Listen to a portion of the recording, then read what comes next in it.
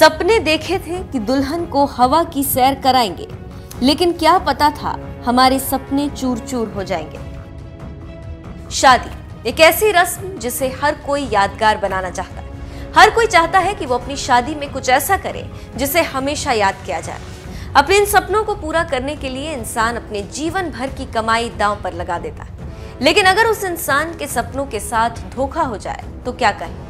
जिस शादी के एल्बम को आप देख रहे हैं उसमें एक सीन और जोड़ा जाना था, दुल्हन की हेलीकॉप्टर से विदाई। दूल्हे का सपना था कि वो अपनी दुल्हन को हवा की सैर कराता हुआ अपने घर तक लेकर आएगा। मोटी रकम खर्च होनी थी, तो जैसे तैसे करके रुपए का भी इंतजाम किया गया। सारी तैयारियां हो चुकी थी, करीब 3,50,000 भी जमा करा दिए गए। लेकिन जब दुल्हन की विदाई का वक्त आया तो सपने टूट गए। दुल्हन को हेलीकॉप्टर से ले जाने का अरमान बिखर गया। मेरे बेटे की शादी मैंने लॉकडाउन में फिक्स की थी कानपुर देहात में, और मेरा बेटा दीपक यादव फैशन डिजाइनर है। बेटे की ये इच्छा थी कि मेरी शादी थोड़ा हटके हो, कुछ शादी कोई पलों को यादगार बनाना चाहता था। इसलिए उसने कुछ पैसा अपनी सैलरी से और कुछ पैसा हमने अपनी कमाई से इकट्ठा करके, और ये मुझे अखबार में एक दिन न्यूज़ आई थी कि खैरपुर गुर्जर में एक कंपनी है जो हेलीकॉप्टर किराए पर देती है। हमने वहाँ जाके, वहाँ पे मिस्टर अजय महाला हैं और दीपक दल्ला हैं, इन लोगों से हमने वहाँ संपर्क किया और वहाँ पे हमने अपनी बुकिंग की। इसके बाद हमने उनको 3,65,000 ऑन रिकॉर्ड पैसा दिया। और इसके बाद ये लोग जो है, इन्होंने बोला था कि 11 दिसंबर और 12 की शादी थी 2020 की, तो इन्होंने बोला था कि हम लोग टाइम से पहुंच जाएंगे। हमारी वहाँ शादी की सारी तैयारियां हो चुकी थी और हम हेलीकॉप्टर का इंतज़ार करते थे। वहाँ सारी पुलिस प्रशासन आ गया था। मैंने जालौन के यहाँ डीएम के यहाँ से मैंने परमिशन ले रखी थी। उसमें करीब हमने 3 लाख रुपए के आसपास सारा मिला के पुलिस प्रशासन में जमा कराया था हेलीकॉप्टर सुरक्षा के लिए। तो पूरी पुलिस व्यवस्था वहाँ थी, फायर पुलिस की गाड़ी भी थी, एम्बुलेंस थी, सारी प्रशासन ने वहाँ पूरी तैयारियां कर रखी थी। ये लोग कहते रहे कि हेलीकॉप्टर अब आने वाला है, आधे घंटे में आने वाला है, 40 मिनट में आ जाएगा। इस तरह से ये लोग हमको गुमराह करते रहे और एंड मोमेंट पे उन्होंने बोल दिया कि मौसम खराब की वजह से हेलीकॉप्टर नहीं आ पाएगा। तो हम सब लोग मायूस हो गए और फिर हम लोग सब कार से जो है लड़के को लेके कानपुर देहात के लिए निकल गए।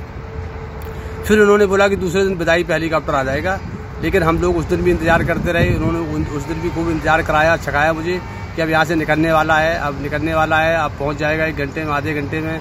इस तरह से ये लोग जो है गोली देते रहे और एंड मोमेंट पे वहाँ भी हम लोगों ने उनका इंतजार किया करीब 3 बजे तक।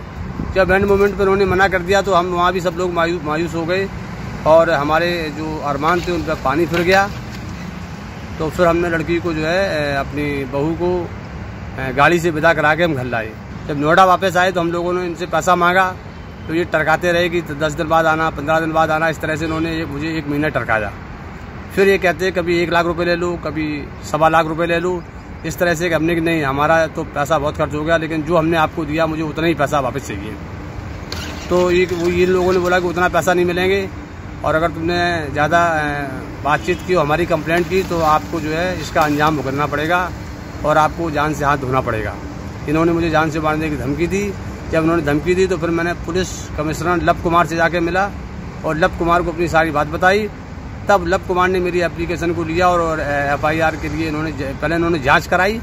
जांच में उनको बुलाया गया। ये हेलीकॉप्टर वाले वहाँ पहुँचे, ACP 3rd के यहाँ। इन्होंने अपना बयान दिया और इन्होंने बयान में कबूल किया कि हाँ मैंने पैसे लिए हैं। सारी जाँच होने के बाद ही फिर मुकदमा ECO Act 3rd में दर्ज किया गया है। अब पुलिस इनको जो है गिरफ्तारी के लिए दबस दे रही है। अब देखते हैं पुलिस इस काम में कितना कारगर साबित होती है। अब तक देखिए, अभी पुलिस का रवैया ये रहा कि मैंने जो है ये जो कंप्लेंट की थी, मैंने वो कंप्लेंट की थी 22/12/2020 को। तो कड़ी मेहनत के बाद, रात दिन भाग दौड़ करने के बाद 2 महीने 8 दिन में मेरी रिपोर्ट दर्ज हो पाई। तो हालांकि इतना टाइम लग जाता है पुलिस प्रशासन को, मैं इसमें उनकी पुलिस की ज़्यादा कमियां नहीं गिनाना चाहता हूं, लेकिन उन्होंने काम अपना किया है और वो काम कर रहे हैं। और मुझे उम्मीद है कि पुलिस मुझे न्याय दिलाएगी और मुझे पुलिस प्रशासन पे पूरा भरोसा है, गौतम बुद्ध नगर की पुलिस पे भरोसा है कि ये जल्दी ही इस अंजाम तक पहुंचेंगे। अभी भी धमकी मिल रही है आपको? हाँ, धमकी तो अभी बराबर फ़ोन आ रहा है उनका। वो कह रहे हैं कि आप समझौता कर लो, तो इसका अंजाम भुगतना पड़ेगा। धमकी बराबर मिल रही है, हम बहुत सचेत हैं और बाकी देखते हैं पुलिस प्रशासन इसमें कितनी सफलता।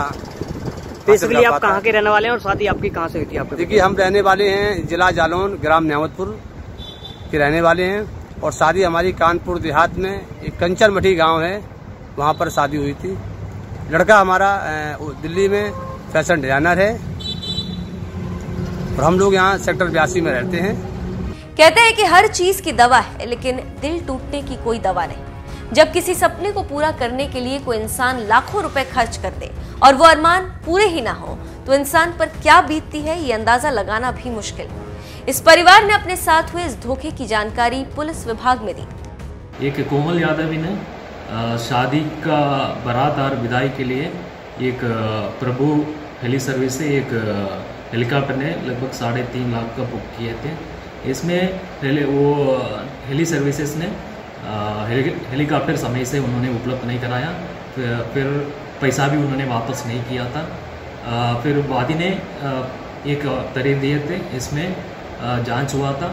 जांच के आधार पर 28 फरवरी थाना इकोटो 3 में एक मुकदमा दर्ज हुआ था IPC 409 और 566। इसमें आगे विधिक कार्रवाई जा रही है। सर, आरोपियों के खिलाफ तो अब तक पुलिस जो है क्या क्या एक्शन ले चुकी है और आने वाले समय में कितनी जल्दी हो सकता है कि पीड़ित को न्याय मिलेगा? अभी तारीख मिलने के बाद जांच हुआ था। जांच के बाद तुरंत इसमें पुलिस ने संबंधित IPC धाराओं के अंदर मुकदमा दर्ज करी है। अभी इसमें विवेचना जा रही है, विवेचना के आधार पर इसमें आगे कार्रवाई करेंगे। पीड़ित ये संबंधित पुलिस का कोई सूचना नहीं है। अभी पुलिस वो वादी से संपर्क करके अगर वो धमकी मिल रही है अभी भी, उसी हिसाब से भी पुलिस इसमें आगे कार्रवाई करेगी। शादी के कार्ड के मुताबिक बारात जालौन से कानपुर देहात आई थी। लगता है कि शादी के कार्ड पर लिखा लाइन कृपया समय से पधारे सभी ने देखी, पर हेलीकॉप्टर सर्विस वालों ने नहीं देखी। शायद तभी वो वक्त पर नहीं पहुंच पाए और इस परिवार के सपने टूट गए। आपका इस खबर पर क्या कहना है, हमें कमेंट करके जरूर बताएं।